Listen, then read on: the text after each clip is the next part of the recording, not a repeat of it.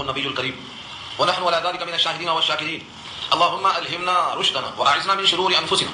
اللهم وفقنا لما تحب وترضى من القول والفعل والنية. رب اشرح لي صدري ويسر لي أمري واحلل عقدة من لساني يفقهوا قولي. آمین یا رب العالمین. محترم حضرات، معزز سامعین، محترم خواتین، میری ماں اور بہنوں، میرے بھائیوں، پیارے بچوں، آج کی گفتگو کا عنوان ہے سورہ فجر. یہ مکی صورت ہے، 30 آیتوں پر مشتمل ہے. اللہ رب العزت نے اس صورت میں صبر اور شکر دو مقام کو واضح کیا ہے. دنیا والے سمجھتے ہیں نعمتیں مل گئی تو اللہ کا محبوب بن گیا، اور نعمتیں نہیں ہیں، مصیبتیں پریشانیاں آ گئی تو سمجھتے ہیں کہ یہ اللہ کا مبغوض اور معطوف بندہ ہے. اللہ فرماتے ہیں ترازو غلط ہے. یہ ہے عنوان آج کی گفتگو کا. مصیبتیں آئیں تو اللہ کا معطوف نہیں، اور نعمتیں خوب آئیں تو اللہ کا محبوب نہیں. دنیا میں یہ معیار نہیں ہے، بلکہ یہ دونوں چیزیں ہم آزمائش کے لیے دیتے ہیں. کسی کو مقام شکر دیتے ہیں اور کسی کو مقام صبر دیتے ہیں. کسی کا امتحان صبر کے مضمون میں ہوتا ہے اور کسی کا امتحان شکر کے مضمون میں ہوتا ہے. یہ آج کی گفتگو کا عنوان ہے سورہ فجر کی روشنی میں.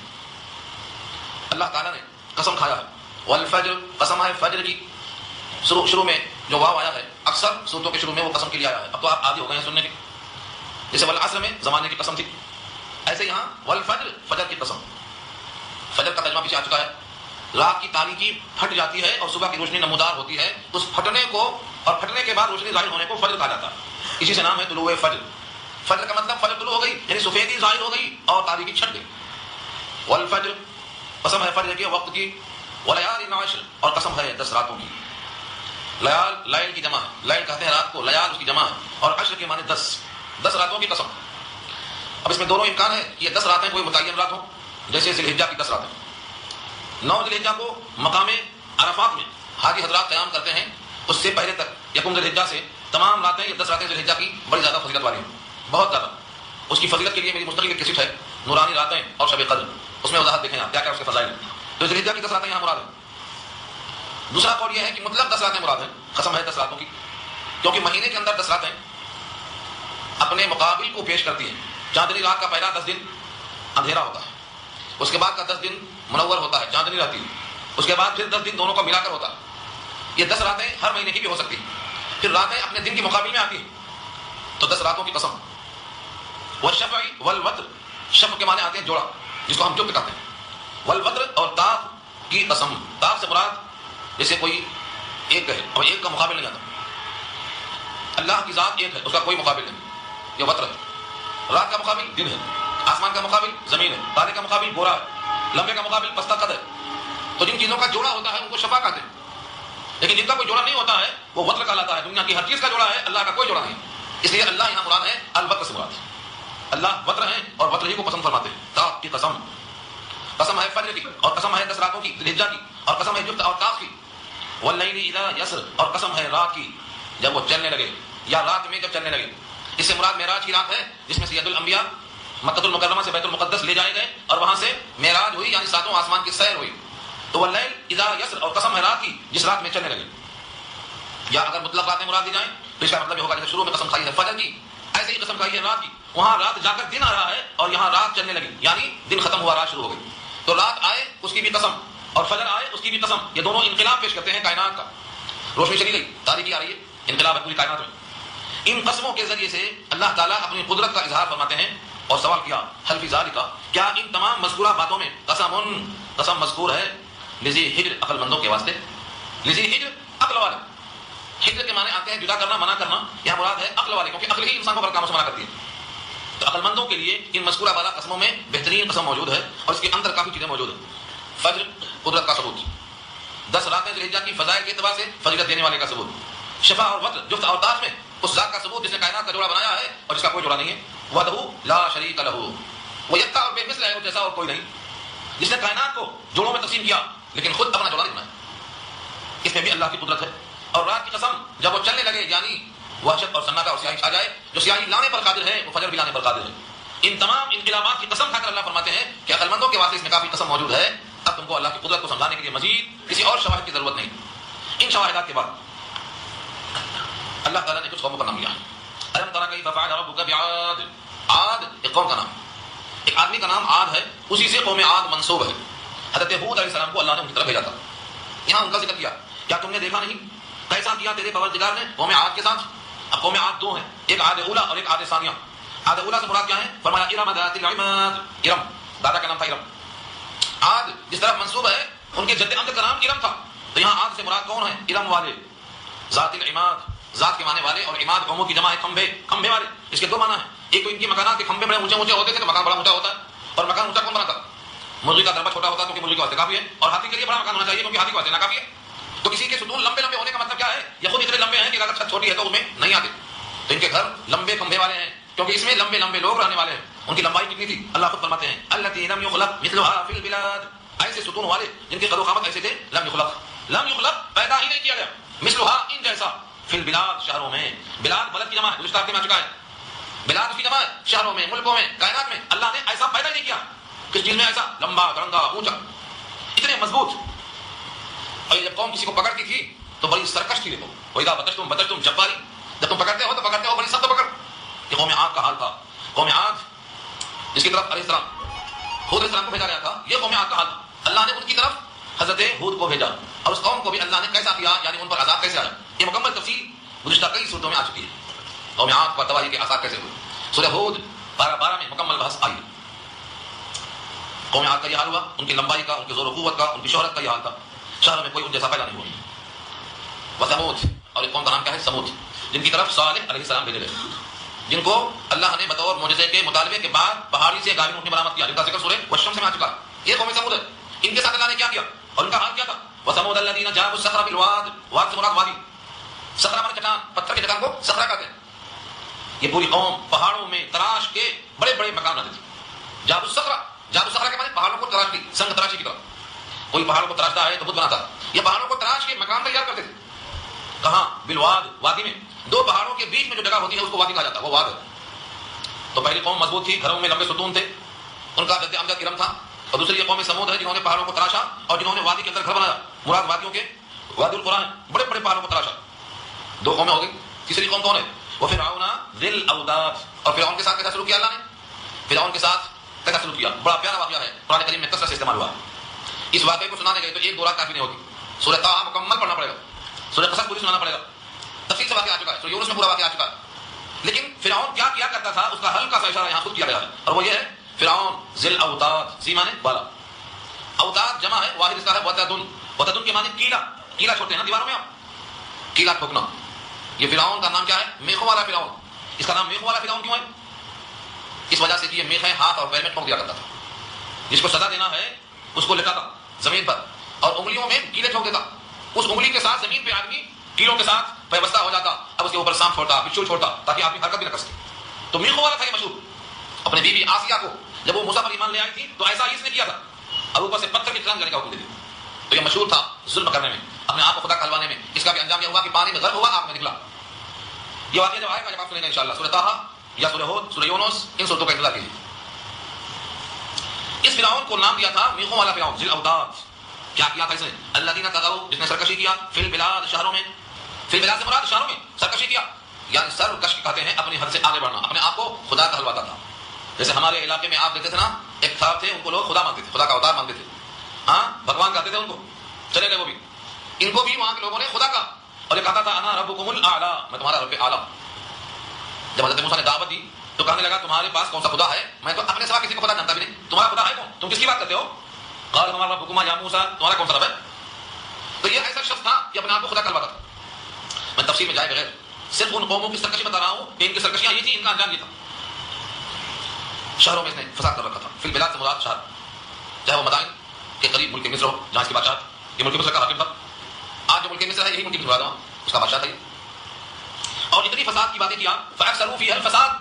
اکثروا مانے بہت کر ڈالا فساد. لاکھوں بچوں کو اس نے قتل کیا اس خطرے سے کہ موسیٰ پیدا نہ ہو جائے. موسیٰ پیدا نہ ہونے پائیں اس لیے لاکھوں بچوں کو قتل کیا. اکبر نے اسی پر طنز کیا تھا کہ ان قتل سے بچوں کے وہ بدنام نہ ہوتا. افسوس کہ فرعون کو کالج کی نسوچی، کالج کھول دیا ہوتا خود ہی سب بےمان ہو جاتے. کیا ضرورت تھی قتل کرنے کی؟ طنز کیا ہے، طنز کیا ہے اکبر نے. اتنے بچوں کو قتل کرنے کی ضرورت کیا تھی؟ کالج کھول دیا ہوتا خود بخود موٹے والا ہو جاتے. لیکن نہیں سوچی اس کو یہ بات. اس نے کیا کیا؟ بچہ پیدا ہوا تو قتل کرتا گیا. تو یہ ہے فاکثروا فیہا الفساد. عورتوں کو زندہ رکھتا، مردوں کو قتل کر دیتا تاکہ ان سے خدمت کرائے. تو لوگوں نے کہا پورے مرد مر گئے تو کام کون کرے گا؟ تو 1 سال کے بچوں کو مارتا اور 1 سال کے بچوں کو چھوڑتا. یہ کیا ہے؟ فاکثروا فیہا الفساد. فساد بہت کیا ملکوں اور شہروں میں. فصب علیہم ربک سوط عذاب. فصبا، صبا صبح کے معنی برسانا، جیسے پانی برستا ہے نا، اللہ نے عذاب کے کوڑے برسائے، صبا برسایا، علیہم ان پر رب کا تیرے پروردگار نے، سوتا عذاب، عذاب کا کوڑا، عذاب کا کوڑا کیسا ہوتا ہے وہ نظر نہیں آتا، سوت سین واو کے معنی کوڑا، جو چمڑے کا ہوتا کوڑا جسے گھوڑے کو مار کے بھگایا جاتا ہے، چابک کسے کہتے ہیں اللہ نے فرعونیوں پر چابک برسایا. تفصیل میں گئے بغیر اشارہ کر دوں، پہلے اللہ نے مہلت دی، تنبیہ کیا، حضرت موسیٰ کی دعا پر اللہ تعالیٰ نے پہلے تنبیہ کے طور پر عذاب بھیجا، فارسلنا علیہم الطوفان والجراد والقمل والضفادع والدم، طوفان بھیجا، طوفان میں توبہ نہیں کیا اس نے، جراد ٹڈیوں کا لشکر بھیجا، اور قمل جوئے کو بھیج دیا، جہاں دیکھو کپڑے میں جواں، ضفادع میڈک کا عذاب، جہاں دیکھو میڈک، کھانے میں پینے میں برتن میں جہاں دیکھا میڈک، والدم خون، اٹھا کے پانی پیتے ہیں تو خون، چائے پیتے ہیں تو خون، جو اٹھا کے ہاتھ میں لیا خون، یہ سب تنبیہات تھی. ان تمام پر وعدہ کرتا رہا موسیٰ سے، اب کی بات توبہ کرتا ہوں کہ عذاب ہٹا دعا کر کے، اب کی بات سمجھ جاؤں گا. ہر دفعہ توبہ کرتا حضرت موسیٰ دعا کرتے عذاب ہٹ جاتا، پھر وہی کتے کے تم تیرے کی تیری، پھر وہی وہ 9 دفعہ اللہ نے موقع دیا، کتنا 9. وَلَقَدْ آتَيْنَا مُوسَىٰ 9 آیات، 9 نشانیاں دی اللہ نے، 7 کو عذاب کی شکل میں اور 2 ایک بیضہ اور ایک لاٹھی، لاٹھی کو رکھتے سانپ بنتی، پکڑ لیتے لاٹھی بن جاتی، ہاتھ نکالتے بغل میں رکھ کے تو چمکتا سورج کی طرف، 9 نشانیاں دے کے بھیجا، لیکن سب کو اس نے جھٹلا دیا. أَرَيْنَاهُ آيَاتِنَا كُلَّهَا فَكَذَّبَ وَأَبَىٰ، نشانیاں سب کے سب دکھلا دیا، ہم کا جھٹلا دیا اس نے اور انکار کرتا رہا. تو اللہ نے کیا کیا؟ عذاب کے کوڑے برسایا، فصب علیہم ربک صوت عذاب، برسایا تیرے رب نے ان پر عذاب کے کوڑے.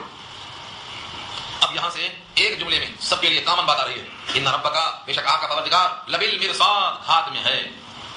مرصاد مرصد کی جمع ہے، زمین گاہ، گھات میں بیٹھنا. جیسے کوئی چھپ کر کہیں بیٹھ جائے کہ اسے کوئی دیکھے نہ، لیکن وہ سب کو دیکھتا ہے، آنے جانے والوں پہ نظر رکھتا ہے. ایسے چھپ کر بیٹھنے والے کو جہاں وہ جگہ بنا کے بیٹھتا ہے اس کو گھات کہتے ہیں، گھات لگا کر بیٹھنا. جیسے ڈاکو لوگ بیٹھے تھے راستے میں، آ رہا ہے مال چھیننے کے لیے، وہ ان کی گھات ہے. اور کچھ لوگ کسی کو قتل کرنا چاہتے ہیں، وہ گھات لگا کر بیٹھے، ان کی گھات ہے.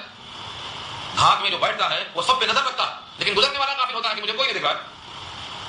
رب کریم گھات میں ہے، یہ اشارہ ہے کہ ہر بندہ یہ سمجھتا ہے کہ مجھ پر کسی کی نگاہ نہیں، میں تو آزاد ہوں، پیسہ بہت ہے، دولت بہت ہے، ہمت بہت ہے، طاقت بہت ہے، شجاعت بہت ہے، کوئی قانون میرے پاس نہیں آنے والا. لیکن اللہ گھات میں ہے، جب وقت آئے گا تو کچا کچا کھول کر رکھ دیں گے، میاں یہ کیا تھا، ہاں یہ کیا تھا، ہاں یہ کیا تھا، سب کھول کر رکھ دیں گے. ان ربک لبالمرصاد، بے شک آپ کا رب گھات میں ہے. کس کی گھات میں ہے؟ جو بھی مجرم ملے، جو بھی اللہ کی مخالفت کرے، جو بھی ان کی کتاب کی مخالفت کرے، جو بھی آپ کے رسول کی مخالفت کرے، ان تمام کے لیے آپ کا رب گھات میں ہے. گھات میں ہونے کا مطلب تم یہ مت سمجھو کہ تم بے لگام ہو، جو چاہے تو کرو. تم پر ایک نگاہ والا متوجہ ہے جو ہماری طرف تمہاری طرف ہمیشہ دیکھ رہا. ایک لمحہ کے لیے بھی آپ کے رب کی توجہ آپ سے نہیں ہٹتی. ایک لمحہ کے لیے، یہ آپ کا لاؤڈ اسپیکر ہے نا، ایک لمحہ کے لیے وہاں سے اس کیا سلسلہ منقطع ہو جائے، آواز چھوڑ دیتا. ایک لمحہ کے لیے اگر آپ کی رب کی توجہ ہٹ جائے گی تو یہ آنکھیں کام نہیں کرے گی، یہ دل کام نہیں کرے گا، ہارٹ فیل ہو جائے گا. ایک لمحہ بھی اللہ کی طرف سے توجہ کم ہوئی تو یہ بندہ اپنے وجود میں بے معنی ہو کر رہ جاتا ہے، زمین دوز ہو جاتا ہے. آپ کا رب مسلسل آپ کو دیکھ رہا ہے. اب اس کے باوجود آپ اپنے رب کی مخالفت کرتے ہیں تو آپ کو حساب دینا ہے. یہ رب گھات میں، جتنے نافرمان ہوں سب کے گھات میں. اب انسانوں کی 2 قسمیں ہیں. ایک انسان کہتا ہے جس کو اللہ نے خوب مال دیا، خوب دوازا، بچے بھی خوب، مال بھی خوب، اہل و عیال بھی خوب، بیوی بھی حسین، بچے بھی جمیل، بڑا مزے میں کہتا ہے دیکھو میرے اللہ نے میرا کیا اکرام کیا، ماشاءاللہ کیا نوازا ہے مجھے. ہاں میں تو حقدار تھا، میں تو مستحق تھا، اور مجھ پر تو اللہ نے کرم کیا ہے. دینے ماتا ہے وہ بدمان بیٹھی، وہ سمجھتا ہے یہ محبوبیت کا معیار ہے، خوب نوازا.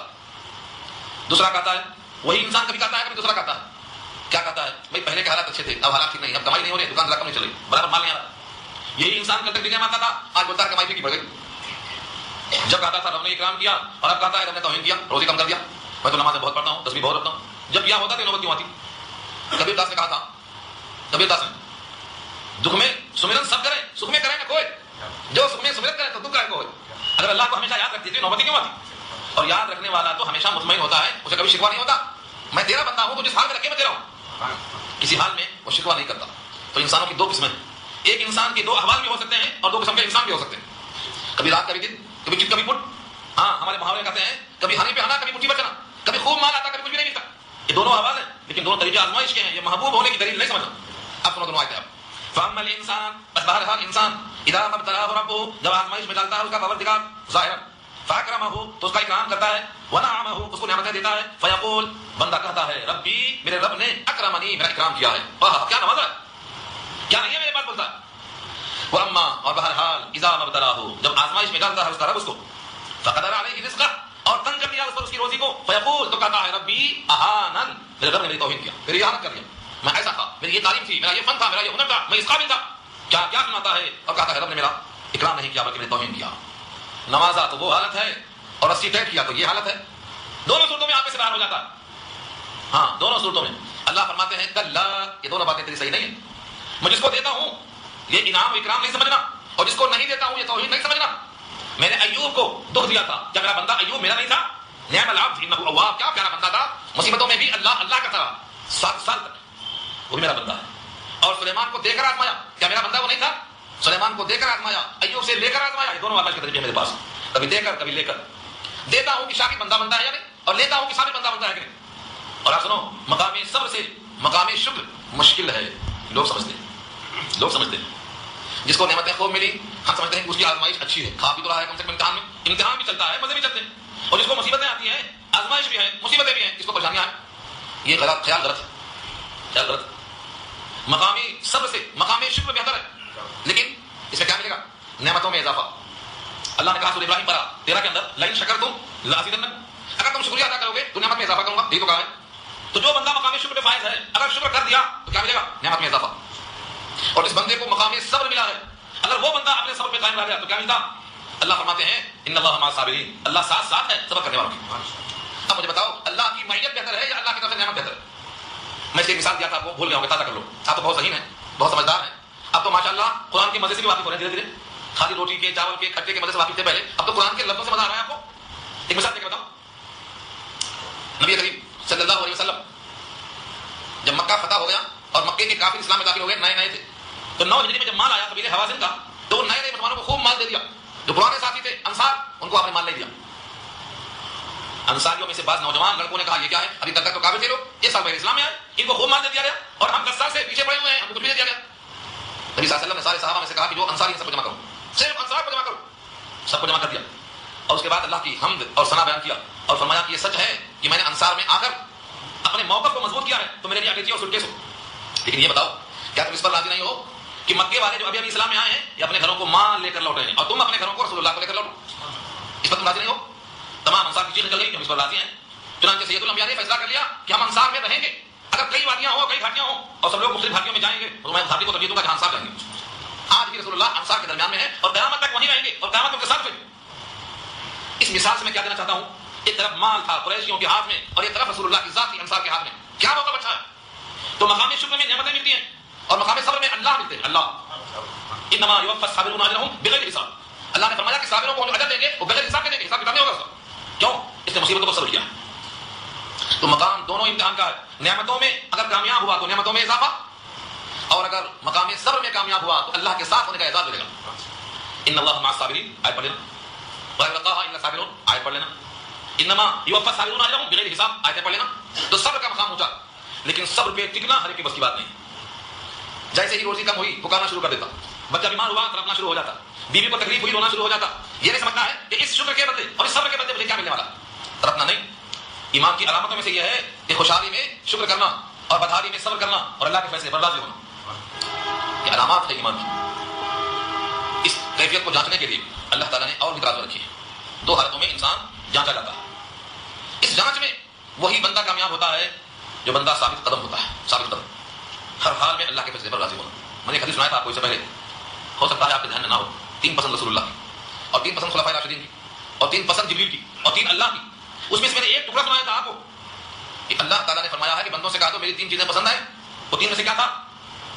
والصبر عند الفاقہ، والصبر عند الفاقہ والبکاء عند الندامہ.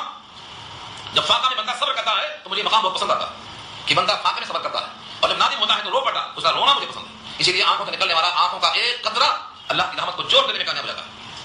کتنا بڑا احساس ہے ایمان والے بندے کا کہ آنکھ سے نکلا ہوا بے حیثیت پانی جو گر جائے تو کسی کام کا نہیں ہے، لیکن رب کریم کے پاس اس کی ایک وقات ہے. موتی سمجھ کے شان کریمی نے چن لیے قطرے جو گرے تھے ارقین فعال کے. متاثر ہو کر معصیت سے مغموم ہو کر جب بندہ ہوتا ہے تو اللہ کے پاس موتی سمجھا جاتا ہے، موتی. تو مقام صبر بہت اونچا ہے، لیکن مقام صبر پر فائز ہونا، اس کو برداشت کرنا، تحمل اور ضبط ہونا، یہ بہت مشکل کام ہے. واقعہ لکھا ہے تفسیر مظہری میں، حضرت ایوب کے 7 سالہ بیماری پر ان کی بیوی نے کہا تھا اب 7 سال ہو گئے، اللہ سے دعا کرو ٹھیک ہو جائے. بہت لمبا وقفہ ہو گیا. حضرت ایوب نے بیوی سے کہا یہ بتاؤ ہم صحت مند اور نوجوان کتنے برس رہے؟ تو کہا 80 سال. کہا جس اللہ نے 80 سال تندرست رکھا ہے اس نے تو 7 سال بیمار رکھا ہے، جب تک 80 سال نہ ہو کاور نہیں ہوتا ہے. آپ کے حالات میں دیکھو، زندگی پر کھلایا، ہمیشہ پلایا، میٹھی نیند سلایا، آپ کی چاہتوں کا انتظام کیا، سب چیزوں کے باوجود اگر 2-4 وقت کچھ پریشانی آ گئی تو اللہ کے خلاف شکوا نہیں. بندہ عشق شدی ترک نسب کن جامی، اللہ کے بندے بنو اور عشق کی بنیاد پر بنو، مطلب کی بنیاد پر نہیں. ہاں مطلب کی بنیاد پر جو عشق ہوتا ہے وہ مکاری اور دھوکہ ہوتا ہے. ایک آٹو کا شیئر لکھا تھا، مجھے بہت پسند آیا. بعد دفعہ آٹو والے بھی کام کر جاتے ہیں. ہاں مطلب سے نہیں کرنا بندگی. کیا کہا اس نے؟ جنت کے عوض میں سجدہ کروں یہ بات مجھے منظور نہیں. جنت کے عوض میں سجدہ کروں یہ بات مجھے منظور نہیں. بے لوث عبادت کرتا ہوں، میں بندہ ہوں، مزدور نہیں. مزدور مزدوری کے لیے کرتا ہے اور بندہ تو بندگی کی شان ادا کرتا ہے. تو بندگی بندگی کے واسطے کرنا. ہم ہیں بندے، ہمارا کام ہے بندگی کرنا. بندہ آمد از برائے بندگی، زندگی بے بندگی شرمندگی. شرمندگی سے بچنا ہے تو ہمارا کام بندگی کرنا ہے. تو ان دو ترازوں میں تول کر دیکھو، آپ یا تو مقام شکر میں ہوں گے یا مقام صبر میں ہوں گے. ان دونوں کو آزمائش سمجھو، دونوں کو اٹھانے کا، دونوں کو اترانے کا کوئی موقع نہیں. ان دونوں آیتوں کو پھر سوچو. سارے انبیاء ان کا تجزیہ کرو آپ سامنے رکھ کر. کسی کو خوب نعمتیں، حضرت سلیمان کو دیکھو، حضرت داؤد کو دیکھو، نبی بھی ہے، بادشاہ بھی ہے، بڑے ٹھاٹ باٹ ہیں، ہواؤں پہ جناتوں پہ حکومت ہے. تفصیل آئی سورہ انبیاء میں. ایک طرف دیکھو تو انبیاء ہیں مگر پریشان ہیں، یعنی جسمانی اعتبار سے بیماری رضی اللہ عنہ. ان دونوں سے کیا معلوم ہوتا؟ یہ دونوں طریقے آزمائش کے ہیں. دنیا میں یہ کوئی دلیل نہیں ہے کیونکہ ہر نبی محبوب ہوتا ہے. بیماری سے کسی کا ہے محبوب ہونا سمجھ نہیں آنا چاہیے آپ کو. آج کل لوگ کیا بولتے ہیں؟ ارے دیکھو کچھ کیسا لگ گیا اس کے پیچھے، لگتا ہے خراب کام کیا ہے، سزا ملے گی. سزا ملنے کی جگہ نہیں ہے، یہ سزا ملنے کی جگہ نہیں ہے.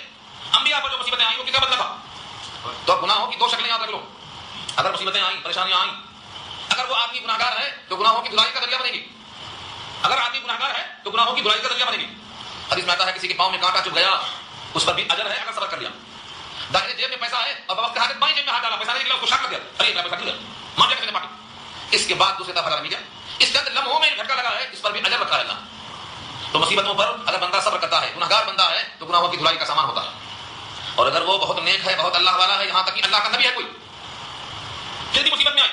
حضرت یونس مچھلی کے پیٹ میں، حضرت زکریا درخت کے اندر ہے، ان کو چیر دیا گیا، حضرت یحییٰ کو قتل کر دیا گیا. سارے انبیاء ہیں. ان پر جو مصیبتیں آئی ہیں وہ رفع درجات کے لیے. اگر نیک لوگوں پر مصیبتیں آتی ہیں تو رفع درجات کے لیے، اور گناہگاروں پہ آئی ہیں تو گناہوں کی دھلائی کے لیے.